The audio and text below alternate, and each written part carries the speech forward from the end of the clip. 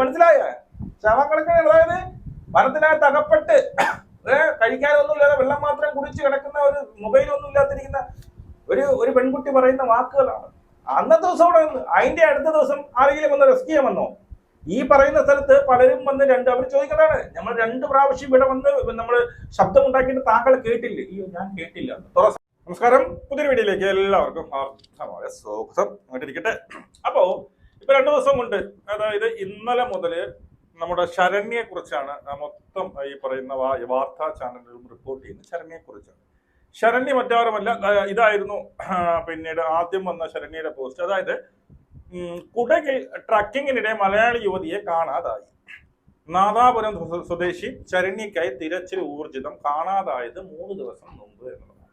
അതായത് 3 ദിവസം മുമ്പ് കാണാതായപ്പോൾ ഉള്ള ഒരു പോസ്റ്റാണ് ഈ സാധനം. ഇപ്പൊ എന്ത് ചെയ്യുന്നറിയാമോ?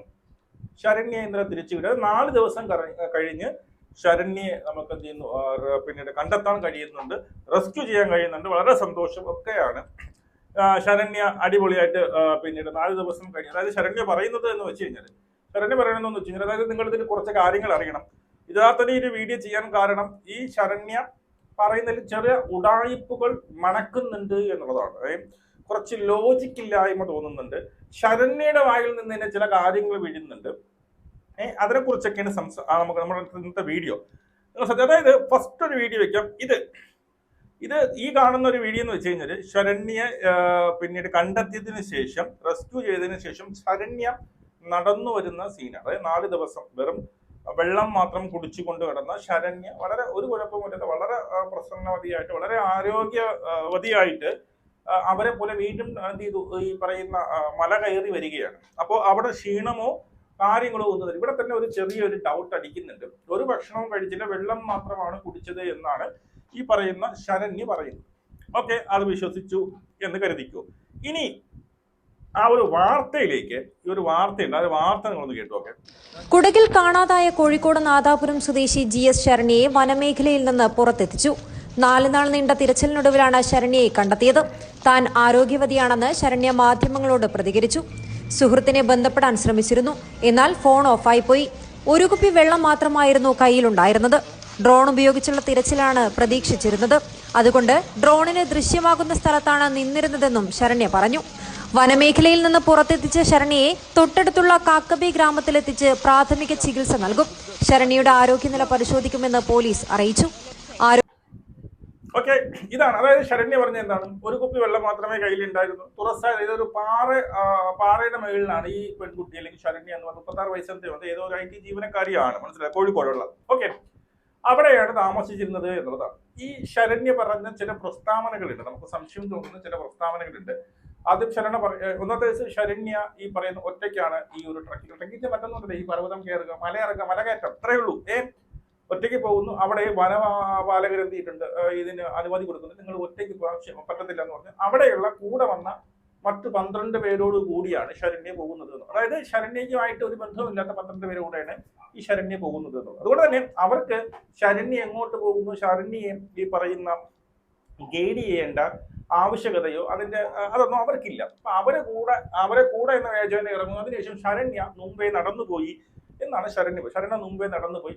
അതിനുശേഷം എന്റെ ഫ്രണ്ടിലെ കുറച്ച് പേര് ഉണ്ടായിരുന്നു. അപ്പൊ ഞാൻ പെട്ടെന്ന് നടന്ന് കുറെ കഴിഞ്ഞ് നോക്കും, ബാക്കിലും ആരില്ല, ഈ പറയുന്ന ഫ്രണ്ടിൽ പോയവരും കാണുന്നില്ല. അപ്പോൾ എനിക്ക് ചെറുതായിട്ടൊരു വഴി തെറ്റി എന്ന് പറയുന്നു. അതിനുശേഷം ഞാൻ നോക്കിയില്ല, അങ്ങ് മേളിലായിട്ട് പീക്കിലായിട്ട് കുറച്ച് പേര് നിൽക്കുന്നുണ്ട്. എനിക്ക് ഇതിലേ പോകാൻ പറ്റാത്തതുകൊണ്ട് ഞാൻ ഇങ്ങനെ അതായത് കറങ്ങി മലയുടെ ഒരു വശത്തുകൂടി കറങ്ങിപ്പോയി കഴിഞ്ഞാൽ അവരെ കാണാൻ പറ്റുമെന്ന് കരുതി ഞാൻ എന്ത് ചെയ്തു, കുറെ ദൂരം നടന്നു. മല ഇങ്ങനെ ചുറ്റി വന്നപ്പോൾ ആ മേളിൽ ഇങ്ങനെയും കാണാനില്ല, താഴെ നിൽക്കുന്നവരെയും കാണാനില്ല. പിന്നെ ഞാൻ നടന്ന് ഞാനൊരു കാട്ടിനകത്തേക്ക്, ഡെൻ ഫോറസ്റ്റിലേക്ക് പോയി എന്നാണ് ശരണ്യ പറയുന്നത്. ഓക്കെ, ഇതാണ് ശരണ്യ. എന്നിട്ട് ശരണ്യ എന്ത് ചെയ്തു, പിന്നീട് മൊബൈലിന്റെ ചാർജ്, ശരണ്യ ആർക്കും ഒരേ ഒരു മെസ്സേജ് എന്താ അയച്ചിട്ടുള്ളൂ, ഞാനിങ്ങനെ പെട്ടുപോയിട്ടുണ്ട്, ഇന്നടുത്ത് അറിയിക്കണമെന്നുള്ള മെസ്സേജ് അല്ല, വേറെ ആരും വിളിക്കെടുത്തതായിട്ട് ഇതുവരെ കേട്ടുമില്ല. ശരണ്യയുടെ മൊബൈൽ ആദ്യം പരിശോധിക്കണം.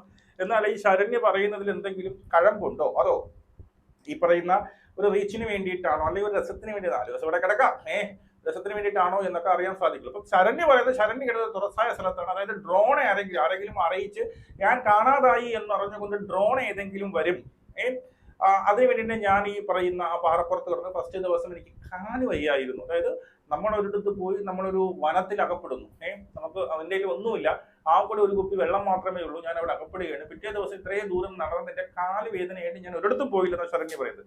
ഞാൻ അവിടെ കിടന്നു, കാല് വയ്യാത്തതുകൊണ്ട് ആരെങ്കിലും വരും വന്നിട്ട് ഡ്രോണിനെ നോക്കിക്കൊണ്ട് ഞാൻ അവിടെ കിടന്നു എന്നാണ് പറയുന്നത്. പിറ്റേ ദിവസം രണ്ടാം ദിവസം ഉണ്ടല്ലോ, രണ്ടാം ദിവസം മഴയായിട്ടാണ് ഞാൻ ഇറങ്ങാത്തത്, വീണ്ടും അവിടെ കിടന്നു. മൂന്നാമത്തെ ദിവസം വന്നാൽ എന്തൊക്കെ പറയുന്നുണ്ട്. 3 ദിവസം അവിടെ കിടന്നിട്ട് 4ാമത്തെ ദിവസമാണ് ഈ ശരണ്യ നടക്കുന്നത്. അതായത് ഈ ശരണ്യ നടന്നു പോയി കുറെ റിട്ടേൺ നടക്കും. അതായത് 1ാം ദിവസം റിട്ടേൺ നടന്നില്ല, 2ാം ദിവസം നടന്നില്ല, 3ാം ദിവസം നടന്നില്ല. അപ്പോഴേക്ക് ഈ പാറപ്പുറത്തും വളരെ സുഖവാസ കേന്ദ്രത്തിൽ ശരണ്യയുടെ സംസാരം കിട്ടുന്നത് സുഖവാസ കേന്ദ്രത്തിൽ നിന്നതുപോലെയാണ് പറയുന്നത്.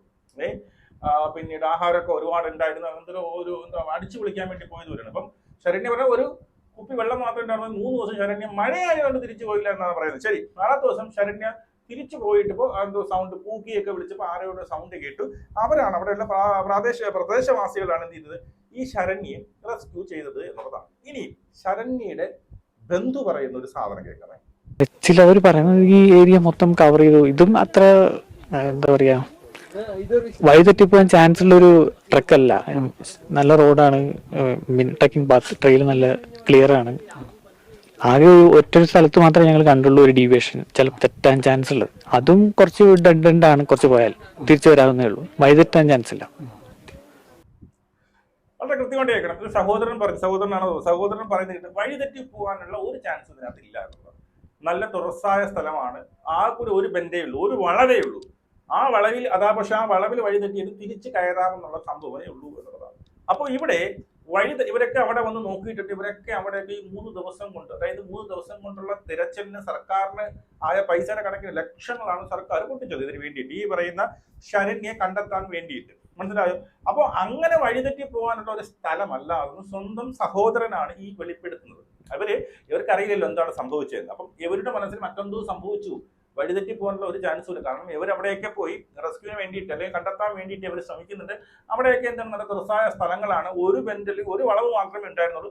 പക്ഷെ ആ വളവിലൂടെ പോയെങ്കിലും തിരിച്ച് കയറാവുന്നതേ ഉള്ളൂ എന്നുള്ളത്. അപ്പൊ മനഃപൂർവ്വമാണോ ഈ പറയുന്ന ശരണ്യ പോയത്? ഈ 4 ദിവസം ശരണ്യ മനഃപൂർവ്വമാണോ, അത് ആരുടെ പറയാതെ മനഃപൂർവ്വം ഇരുന്നതാണോ? ഈ പറയുന്ന ഈ പർവ്വത ആരോഹണം അല്ലെങ്കിൽ ഇങ്ങനെ കാട്ടിലൊക്കെ ഫോറസ്റ്റ് അങ്ങനെയൊക്കെ പോകുന്ന ട്രക്കിംഗ് ചെയ്യുന്നവർക്കൊക്കെ ഇതൊരു ഹരമായിരിക്കും. 4 ദിവസം ഞാൻ ഇവിടെ കിടക്കാമെന്നുള്ളത്. അങ്ങനെയാണെങ്കിൽ ശരണ്യയുടെ കയ്യിൽ എന്തുണ്ടാവണം? ഫുഡ് ഉണ്ടാവണം. കാരണം വളരെ നല്ല ആരോഗ്യവതിയായിട്ടാണ് വന്നത്. വെള്ളം കുടിച്ചെന്ന് പറയുന്നത് 4 ദിവസം ഇങ്ങനെ, അത് തിരിച്ച് മല കയറുകയാണ്. തിരിച്ച് മലയിലെ ഇവിടെ എടുത്തോണ്ട് പോവുകയോ അങ്ങനെയൊന്നും അല്ല, പിടിക്കുകയൊന്നുമില്ല. അവള് എങ്ങനെയാണോ ഇറങ്ങിപ്പോയത് അതേ ശക്തിയോട് കൂടി തിരിച്ചു കയറുകയാണ് എന്നുള്ളതാണ്. ഇനി മറ്റൊരു സാധനം കൂടി വെച്ച് തരാം, കേട്ടോണേ. ഒരു വലിയ വിഷമത്തിലായിരുന്നു, ഇപ്പോഴാണ് ഇങ്ങനെ ആയത്. ആദ്യമായിട്ടാണ് ശരണ്യ. ഞങ്ങള് അവിടെ മിനിയാന നൈറ്റ് എല്ലാം അവിടെ എല്ലാം നമ്മ ಬೆಳಗಿನಾಯ್ತು ಕೂತಿಟ್ಟು ಅದೆಲ್ಲ ಕೇಳ್ತೀನಿ ನಿಮ್ಗೆ. മിനിയാന നൈറ്റ് ഇന്നലെ നൈറ്റ് എല്ലാം നമ്മ അവിടെ കൊറേ വിളിച്ച് കേട്ടിട്ടില്ല.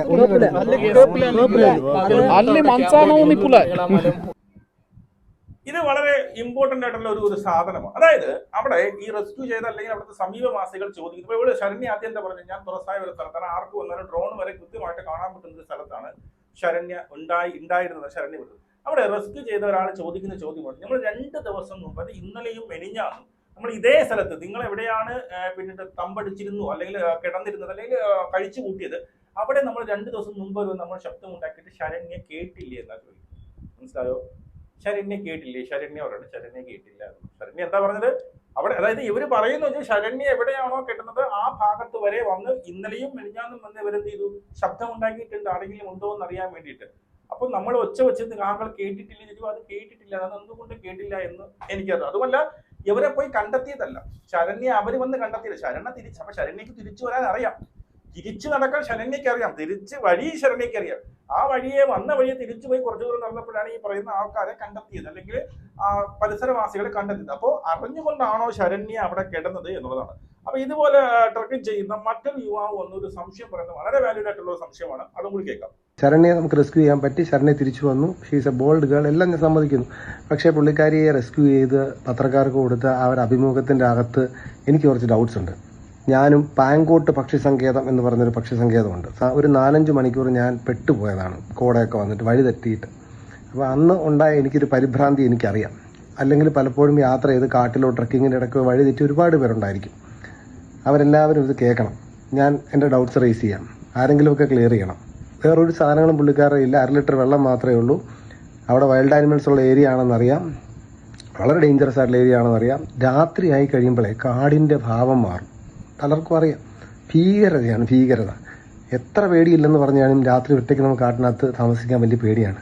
ശരണ്യ ഫസ്റ്റ് നൈറ്റ് 6:30 6:45 ഏതോ ഒരു അരുവിയുടെ സൈഡിലെത്തി അവിടെ സ്റ്റേ ചെയ്തു. ഇറ്റ്സ് ഓക്കെ, എങ്ങനെങ്കിലും സ്റ്റേ ചെയ്തെന്ന് വെക്കാം.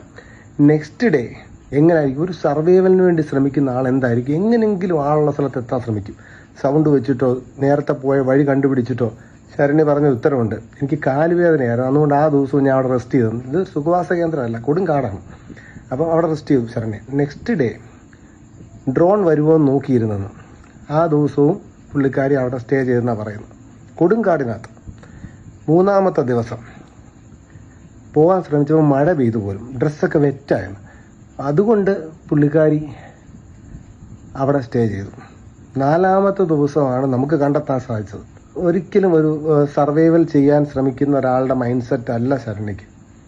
അതിനകത്ത് എന്തൊക്കെയോ മിസ്സിങ് ഡോട്ട്സ് ഉണ്ട്. അത് നമ്മൾ കണ്ടെത്തണം. കണ്ടെത്തിയില്ലെങ്കിലും കുഴപ്പമൊന്നുമില്ല. കാരണം പറയാൻ ഒരാൾക്ക് താല്പര്യമില്ലേ, നമുക്ക് പറയിക്കാനൊന്നും അതിൻ്റെ ആവശ്യമില്ല. ഓക്കെ, ഇതാണ് ഈ പുള്ളി പറഞ്ഞ ഒരു സാധനം. പുള്ളി പറയുന്നത് കണ്ടോ? പുള്ളി പറയുന്നത് നമുക്കൊരിക്കലും എന്താണ് പുള്ളി പറയുന്നതിൽ ലോജിക്ക് ഉണ്ട് എന്നുള്ളത്. അതായത് നമ്മൾ ഒരു കൊടുങ്കാടിൽ അകപ്പെട്ടു പോയ ഒരാളുടെ ഒരു ബോഡി ലാംഗ്വേജ് ആയിരുന്നില്ല ശരണ്യക്ക് ഉണ്ടായിരുന്നത്. ശരണ്യ എന്തോ ഒരു ടൂറിന് പോയിട്ട് വന്ന ഒരു ലാഘവത്തോടു കൂടിയാണ് ശരണ്യ വരുന്നത്. അതുമല്ല, ഈ പറയുന്ന വെള്ളം മാത്രം കുടിച്ചുകൊണ്ട് നിന്ന ശരണ്യ എങ്ങനെ ഇത്രയും ആരോഗ്യവതി, ഇത്രയും പ്രസന്നവതിയായിട്ട് തിരിച്ച് അതേപോലെ മല കയറി തിരിച്ച് നടന്നു വന്നു എന്നുള്ളത് ഒരു ചോദ്യചിഹ്നം തന്നെയാണ്. അതുപോലെ നമ്മൾ ഒരിടത്ത് പോയി, പുള്ളി പറയുന്നതിന് വളരെ വാലിഡ് ആയിട്ടുള്ള സംഭവം, നമ്മൾ ഒരിടത്ത് പോയി, നമ്മൾ അകപ്പെട്ട് പോയി, എന്താണ് ഫസ്റ്റ് ദിവസം ശരി ഓക്കെ, പിന്നീട് എന്താണ് ഈ പറയുന്ന വഴി തെറ്റിപ്പോയി, നേരെ പോയി അവസാനം ഞാൻ ഒരു അരുവിയുള്ള സ്ഥലത്ത് ഞാൻ കിടന്നു. ആ ഒരു ദിവസം നമുക്കത് ഡൈജസ്റ്റഡ് ആണ്, നമുക്ക് എല്ലാവർക്കും മനസ്സിൽ പുള്ളി അവിടെ കിടന്നു. പിറ്റേ ദിവസം എന്താണ്, നിന്റെ ഫോൺ ഓഫായി, എനിക്ക് ആഹാരമില്ല, വെള്ളം മാത്രമേ ഉള്ളൂ, ഫോൺ ഓഫായി, ആരുമില്ല, ഞാനൊരു അകപ്പെട്ട് കിടക്കുന്നുണ്ട്. പിറ്റേ ദിവസം എനിക്ക് കാല് വയ്യാതിരുന്നത് കൊണ്ട്, അതായത് ഇത്രയും ദൂരം നടന്നത് കൊണ്ട് കാല് വയ്യാതിരുന്നത് കൊണ്ട് എനിക്ക് പിറ്റേ ദിവസം വേണ്ട, എനിക്ക് കാല് വയ്യ, അതുകൊണ്ട് ഞാൻ 1 ദിവസം ഇവിടെ റെസ്റ്റ് ചെയ്യാം. മനസ്സിലാക്കി, ഇന്നത്തെ ദിവസം ഞാൻ ഇവിടെ റെസ്റ്റ് ചെയ്യാം എന്ന് ശരണ്യ അങ്ങ്, അതായത് ആരുമില്ല, ഞാൻ അകപ്പെട്ട് കിടക്കുകയാണ്, ഇന്നത്തെ റെസ്റ്റ് ചെയ്യാം എന്ന് ശരണ്യ കരുതുന്നു എന്നുള്ളതാണ്. പിറ്റേ ദിവസം ശരണ്യ വിളിക്കുന്നത്, ഇപ്പൊ എന്തായാലും ഞാൻ ഇപ്പം മിസ്സായ കേസ് നാട് മൊത്തം അറിഞ്ഞിട്ടുണ്ടാകും. ഇപ്പൊ എന്തായാലും ആരെങ്കിലും ഡ്രോണും കാര്യങ്ങളൊക്കെ, ഡ്രോൺ വരണേ കാണട്ടെ എന്ന് പറഞ്ഞുകൊണ്ട് ശരണ്യ ഇങ്ങനെ ഈ പറയുന്ന മലയുടെ മേളിൽ ഇങ്ങനെ തലയിൽ കൈ വെച്ച് ഡ്രോണിനെ കാത്തിരുന്നു. അന്നും തിരിച്ചു പോകണമെന്ന് ശരണ്യക്ക് തോന്നിയില്ല. കാലുവേദന പോയി, ഒരു ദിവസം റെസ്റ്റ് ചെയ്തല്ലോ. എവിടെയാണ്? കാടിലാണ് കിടക്കുന്നത്. തിന്നാനൊന്നുമില്ല, മൊബൈലും ഇല്ല, വെള്ളം മാത്രമേ ഉള്ളൂ എന്നാണ് ശരണ്യ പറയുന്നത്. ഓക്കെ, അപ്പോ ഫസ്റ്റ് ദിവസം കാലിൽ തരിപ്പായതുകൊണ്ട് ജീവൻ നമുക്കിവിടെ കിടക്കാം, വെള്ളം ഇല്ലെങ്കിലും കുഴപ്പമില്ല, കാലിൽ തരിപ്പൊന്നും മാറിട്ടെന്ന് പറഞ്ഞ് ഞാൻ തിരിച്ച് കിടന്നില്ല, ഞാൻ അവിടെ കിടന്നു. പിറ്റേ ദിവസം എന്താണ്, ഡ്രോൺ വരുമെന്ന് വെച്ചിട്ട് മേലോട്ട് നോക്കിയിരുന്നത്, ഡ്രോണും വന്നില്ല. ഓക്കെ, ശരി, അവിടെ അതിന്റെ അടുത്ത ദിവസം നോക്കിയപ്പോഴാണെങ്കിൽ ഭയങ്കര മഴ. ഞാനങ്ങ് വെറ്റായിപ്പോ, ഞാനങ്ങ് നനഞ്ഞ് കൂന്നു. ഈ കൂന്നിരിക്കുന്ന ഈ കൊടുത്ത് ഞാൻ എങ്ങനെ തിരിച്ചു കയറും? അതുകൊണ്ട് ഞാൻ വേണ്ടട എന്ന് ഉണങ്ങിയിട്ടൊക്കെ മഴയൊക്കെ ഒന്ന് മാറി, അന്തരീക്ഷമൊക്കെ ഒന്ന് ക്ലിയർ ആക്കി, മേഘങ്ങളൊക്കെ നിന്ന് മാറിയതിന് ശേഷം പതുക്കെ പോവാം. മനസ്സിലായ ശവക്കണക്കിന്, അതായത് മരത്തിനകത്ത് അകപ്പെട്ട് കഴിക്കാനൊന്നും ഇല്ലാതെ വെള്ളം മാത്രം കുടിച്ച് കിടക്കുന്ന, ഒരു മൊബൈലൊന്നും ഇല്ലാതിരിക്കുന്ന ഒരു പെൺകുട്ടി പറയുന്ന വാക്കുകളാണ്. അന്നത്തെ ദിവസം അവിടെ വന്ന് അതിന്റെ അടുത്ത ദിവസം ആരെങ്കിലും വന്ന് റെസ്ക്യൂ ചെയ്യാൻ വന്നോ? ഈ പറയുന്ന സ്ഥലത്ത് പലരും വന്ന് അവർ ചോദിക്കുന്നതാണ്, നമ്മൾ 2 പ്രാവശ്യം ഇവിടെ വന്ന് നമ്മൾ ശബ്ദം ഉണ്ടാക്കിയിട്ട് താങ്കൾ കേട്ടില്ല. അയ്യോ, ഞാൻ കേട്ടില്ല, തുറസായ സ്ഥലത്താണ് ഞാൻ കിടക്കുന്നത് പറയുന്നു, ഞാൻ കേട്ടില്ല എന്നാ പറയുന്നത്. അതിനുശേഷം പേരാരും വന്ന് കണ്ടുപിടിച്ചിട്ട് ശരണ്യ റിട്ടേൺ നടന്നതാണ്. അപ്പൊ ശരണ്യക്ക് അറിയാം, അപ്പൊ കൊച്ചിന് അറിയാം സ്ഥലം. അപ്പൊ വഴി തെറ്റിയതല്ല, താങ്കൾക്ക് അറിയാമായിരുന്നു സ്ഥലം ഏതാണെന്ന്, എങ്ങോട്ടാണ് പോകേണ്ടതെന്ന് താങ്കൾക്ക് അറിയാമായിരുന്നു. എന്നിട്ട് കുറെ ദൂരെ പോയപ്പോഴാണ് ഇവര് തന്നെ ഏതോ സൗണ്ട് കേട്ട് എതിരെ ഈ പുള്ളി പറഞ്ഞതല്ല, എന്തോ ഒരു ഉടായ്പ, കൃത്യമായിട്ടുള്ള ഉടായ്പകളുണ്ട്. അത് വളരെ വ്യക്തമാണ്. ഈ പറഞ്ഞതുപോലെ ഈ ഇങ്ങനെയൊക്കെ ചെയ്യുന്ന ഈ പറയുന്ന പർവ്വതാരോഹണം അല്ലെങ്കിൽ ഈ കാട്ടിക്കൂടെ പോക്ക്, അങ്ങനെയൊക്കെ ഒറ്റപ്പെട്ട് ഇങ്ങനെ വാലാകുല നടക്കുന്ന കുറെ അവർക്ക് ഇങ്ങനെ ചെറിയ ഭ്രാന്തുകളൊക്കെ കാണും. അത് പറയാതെ ഒരു രസം ഞാൻ അറിഞ്ഞല്ലോ. അപ്പൊ ശരണ്യ ഉടായ്പാണ് ശരണ്യ, നമുക്ക് അങ്ങോട്ട് ദഹിക്കുന്നില്ല. താങ്കളുടെ പ്രസരിപ്പാണ് മെയിനായിട്ട്. എന്തെങ്കിലും ഒരു ക്ഷീണം, ഒരു പേടി. എനിക്ക് 4 ദിവസം ഈ പറയുന്ന ഫോറസ്റ്റിന് അല്ലെങ്കിൽ കാട്ടിൽ കിടന്നിട്ട് എനിക്ക് ഒരു പേടിയും തോന്നുന്നു. എന്താണെന്ന് എനിക്ക് അറിഞ്ഞൂടാ എന്നാണ് ശരണ്യ പറയുന്നത്. അപ്പൊ ഉടായ്പാണ് അതാ. പക്ഷെ ഉടായ്പ ഇവരുടെ ഫോൺ പരിശോധിക്കണം, എന്തൊക്കെയാണ്, ആരെയൊക്കെയാണ് വിളിച്ച്, എന്താണ് ഇവരുടെ ആക്ടിവിറ്റീസ് പരിശോധിക്കണം. ഇവളുടെ ഒരു ഇൻസ്റ്റഗ്രാം ഉണ്ടെന്ന് പറഞ്ഞു, ആ ഇൻസ്റ്റഗ്രാം ഇപ്പൊ കാണുന്നില്ല. അതിന് പ്രൈവറ്റ് ആക്കിയതാണോ, അത് ഡിലീറ്റ് ചെയ്തെന്ന് മനസ്സിലാക്കണം. അങ്ങനെ ഉടായ്പ ആണെങ്കിൽ ഈ സർക്കാർ ചിലവാക്കിയ നമ്മുടെ നികുതി പണം എടുത്ത് നമ്മൾ ഉൾപ്പെടെ അടയ്ക്കുന്ന നികുതി പണം എടുത്ത് സർക്കാർ ചിലവാക്കും. ആ പൈസ തിരിച്ചു വാങ്ങുകയും ചെയ്യണം, നല്ല ശിക്ഷ കൊടുക്കുകയും വേണം. എനിക്ക് ഇത്രയും പറയാനുള്ളൂ. നിങ്ങളുടെ അഭിപ്രായം മസ്റ്റാക്കി നമുക്ക് കാണാം. ജയ് ഹിന്ദ്.